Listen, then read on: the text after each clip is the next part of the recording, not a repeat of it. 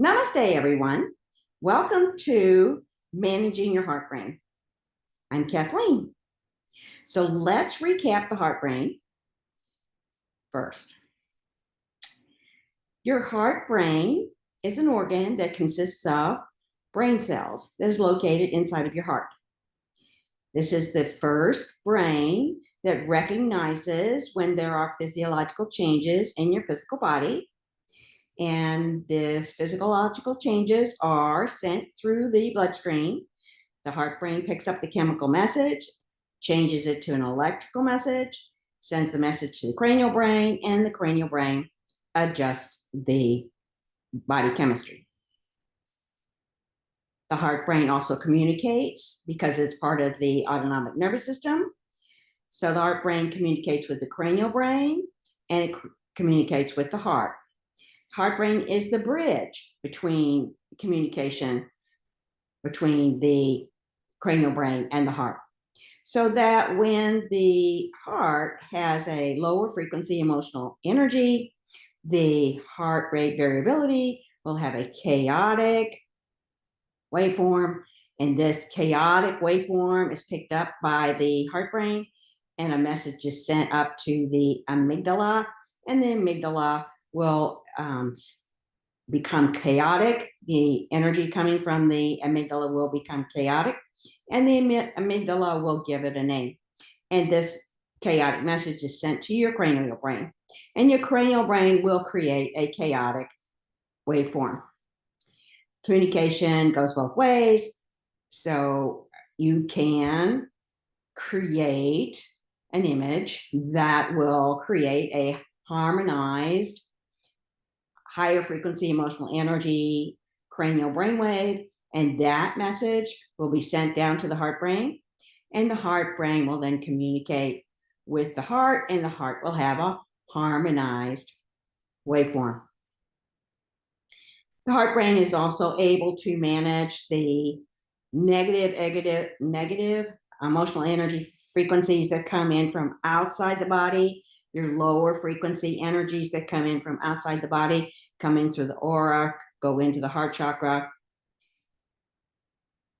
If you are maintaining a higher frequency emotional energy within your heart brain, then the lower frequency energies will resonate with the heart brain, and you'll get an increase in frequency, and those energies will change from lower frequency to a higher frequency. Therefore, when the heart chakra sends the information message to the appropriate chakra, the message will be attached to a higher frequency emotional energy, which will enter your cells that are attached to the chakra. There are 4 major steps involved in managing your heart brain. And before I start with those, I have a couple of thoughts. First of all, you are very familiar with the feeling of lower frequency emotional energies. You have been holding on to these energies most of the time, and holding on to them feels normal. So you're feeling anxiety or fear or depression almost all the time if you're not managing your emotional energies. So this feels normal. So when you start to increase your emotional energy frequencies and start having a higher emotional energy frequency most of the time, it's going to feel really weird. It's going to feel abnormal. So we need to do it enough during the day so that your heart brain starts to feel like this is normal, and your cranial brain starts to feel like this is normal. All right, there are 4 steps involved in managing your cranial brain. The first step involves creating a visualization. Now, you're able to create a visualization that will allow your emotional energies to increase if your energy body doesn't feel like it's unsafe or you're not being physically threatened. If you are being physically threatened, or your emotional body feels like it's unsafe, then you won't be able to create a higher energy emotional frequency, because your body needs the lower frequency emotional energies in order to survive. So you'll start your creation of your visualization with 3 deep breaths, slow, deep breaths. This is the way your cranial brain will communicate to your adrenal gland and to your heart brain that you are safe. So assuming that you're not in physical danger, go ahead and sit in an environment that you're by yourself. You can have your pet in the area if you want, but no humans. And take 3 slow, deep breaths. Then start your visualization. Think of pictures in your mind that make you smile. Believe it or not, there will be pictures that will make you immediately smile. It can be as simple as the flowers that you planted in a pots outside, and they look really pretty this year, and it makes you smile. Or it can be thinking of your grandchildren, and they make you smile. Or thinking of your best friend. Or it can even be a stranger who has provided you with some kindness that makes you smile. But the goal is to create an image that actually makes you smile, that will make you feel loved or happy or joyous if you are smiling. The other visual image I want you to create is one that makes you feel very peaceful and calm. That will be a different image. So whether that's the ocean, or whether that's the mountains, or that's being with a certain person that always makes you feel calm and peaceful, come up with your visual image. These images are specific for you, so you have to come up with your own images. Step 2, once you have a few visual images, and don't try to be perfect. You won't have all of your images all at once. Try to come up with a couple. You may get some more as you work with the management of your heart brain, but just come up with a few. Then give these images some sort of action, because it will be much more effective if your image has some sort of action. So, for example, I will have a visual image of my dog who has unconditional love for me, but I always have her jumping in my lap, because that's what we do. I sit on the floor, she jumps in my lap, I rub on her, and that makes me smile. When I have my visual images of my grandchildren, I usually have them saying something to me that always makes me smile. Or you can have a behavior that you watch that makes me smile. So come up with a visualization that has action that makes you smile. I'll come up with a visualization that makes you feel calm and peaceful. Mine happens to be the ocean, but I don't just visualize the ocean. I visualize walking on the beach, usually with my best friend, with the ocean. All right, so come up with your visualizations and put action with your visualizations. Once you have the visualizations, and I'm going to call, these are your emotional triggers. So once you have your emotional triggers, start using them regularly throughout the day.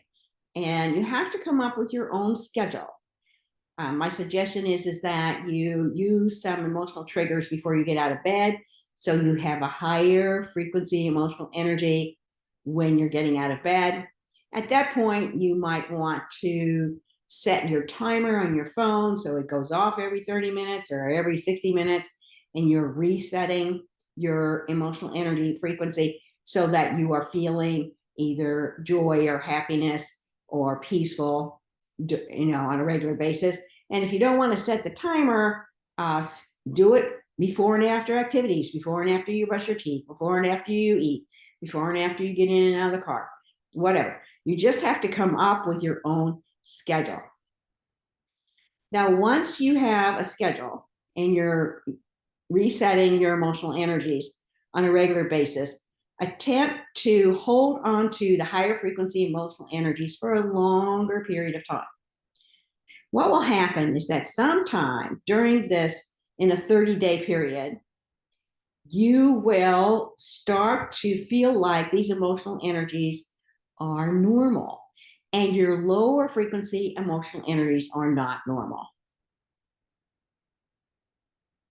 What happens then is that when the lower frequency emotional energy enters the heart, a message is sent to the heart brain, and the heart brain will recognize that this is no longer normal, and it will send a message to your cranial brain, and your cranial brain will recognize, okay, this isn't the feeling that I want to have. This is not normal.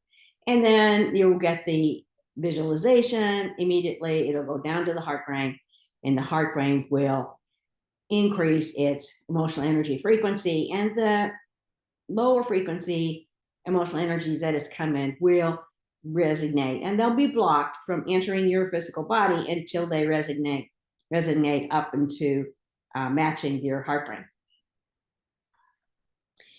Try this third step for about 30 days. People are so unwilling to change. It's very frightening for people to change.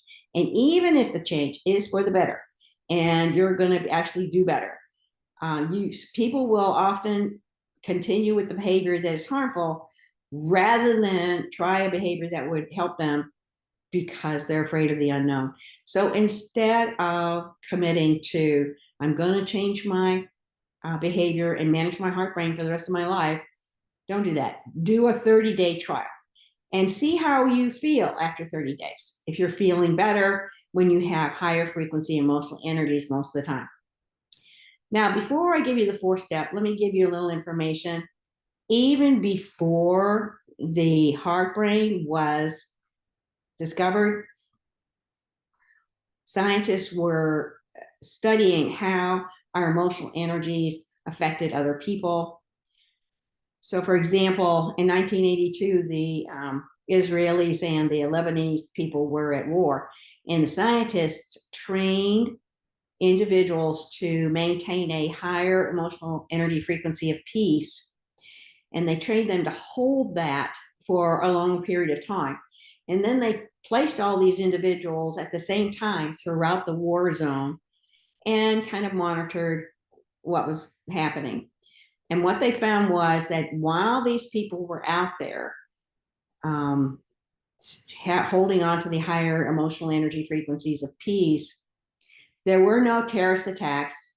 Police reported that were fewer car accidents, traffic accidents, and there were fewer crimes. And the emergency room was reporting that there were fewer incidents in relation to physical violence coming into the emergency room. So they decided that you could influence the behavior of other people by putting so many people out into the area, holding on to their higher frequency emotional energies. Now, once the heart brain was discovered, the Heart Math Institute started doing research, and they started with human beings and their pets. They were dogs and horses, and they put ECG electrodes on the human and the dog or horse.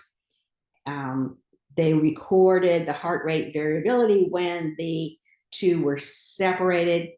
The human was taught how to increase their emotional energy frequencies and hold on to the higher frequency. And once they could do that, then they would put the human and the pet together, and then they would record the ECG again. And after a few minutes, the pet's heart brain would synchronize with the human's heart brain. And so you would have a harmonious waveform coming from both hearts. Scientists also discovered during that time that the heart brain had an electromagnetic field. Now, having an electromagnetic field is not unusual. Scientists have recorded the electromagnetic field coming from the cranial brain. The unusual part was that the electromagnetic field coming out from the heart brain was larger than the magnetic field coming from the cranial brain. Both electromagnetic fields would go outside the body, outside the energy body, into the environment, but the heart brain would go out a lot further. So the scientists put these two pieces of information together and decided that what was happening with the experiment with the human and the pet was that the humans' high frequency energy from their heart brain was being emitted through their electromagnetic system from the heart. And that meant that the pet was absorbing the human's electromagnetic energy, and therefore they were synchronizing their heart brain with the human's heart brain. Now, they also did studies with humans. They basically taught one person how to increase their emotional energy frequencies and hold that while they were placed within a group. And these groups were given a problem to solve. And what they noticed was that after the group had started, after a few minutes, everyone in the group was functioning at the higher emotional frequency level. And the groups were a lot more productive. They were communicating better. They were making less mistakes as they were solving the problem. So your heart brain is able to influence the emotional energy of the people around you. Now, this is not unfamiliar. What we usually notice is that it is the lower frequency emotional energies that influence the rest of us. So you are at work and you are irritable, and or you get angry at work, or you're depressed from work, and you bring all that home to the family. It seems to be contagious, because members of the family will start to become irritable or more depressed, or you may even see some pushback and some anger, simply because you're coming home with the lower frequency emotional energies. Or it could be reversed. You can have a real problem with your family and you bring that lower frequency emotion to work. And what happens is that you will get pushback from the other people that are working.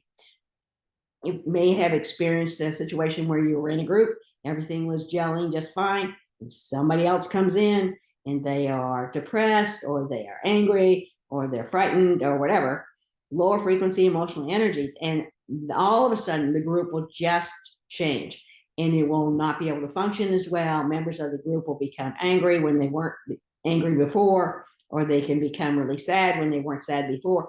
So we know how the emotional energies of one person can affect everybody else. What I'm asking you to do is consciously hold on to your higher emotional energies and when you're within a group. And that's step 4. So when you're going to the grocery store, reset your emotional energies so that you have a higher frequency emotional energy, and walk around the grocery store. What I found is that people are a lot more polite, a lot more courteous, a lot more helpful. If you're still driving, set your heart brain at a higher frequency emotional energy as you drive. And what I found is that drivers are a lot more courteous when I'm holding on to this higher frequency emotional energy. See if your family communicates better when you are holding on to this higher frequency emotional energy. Watch how the people you work with respond to you and how they work when you're holding on to your higher frequency emotional energy. So that's step 4. So step 1, you create a visualization. Step 2, you put some action to that visualization. Step 3, you start a 30-day trial where you're going to reset this visualization on a regular basis throughout the day. See if you can hold it longer and longer. Eventually, you'll feel like this feels normal. And when that happens, whenever you do jump to a lower frequency emotional energy, your heart brain and your cortical brain will immediately say, this is not normal, and they will communicate with each other so that you can change back to your higher frequency emotional energy, and watch how other people are responding when you are holding on to this higher frequency emotional energy when you're out and about and working within a group. I consider this a learning video, so I have 3 suggestions. Number 1, I would watch it again and maybe push pause and write down the 4 steps, because this is an action time for you to actually start managing your heart brain. Number 2, if you have not purchased the book Preparing for the Shift, I would go ahead and do that. The book presents this information a little differently, and the 2 together really support each other. So that'll help you with your management of your heart brain and help you with your preparation for the shift. And number 3, if you want to talk with me about managing your heart brain, or you have any questions, then email me at prepare.shift@gmail.com and let me know your first name, the area of the world that you live in, and specifically let me know that you want to talk about the heart brain, so that the communication for that conference call will be all about the heart brain. As always, it's your choice.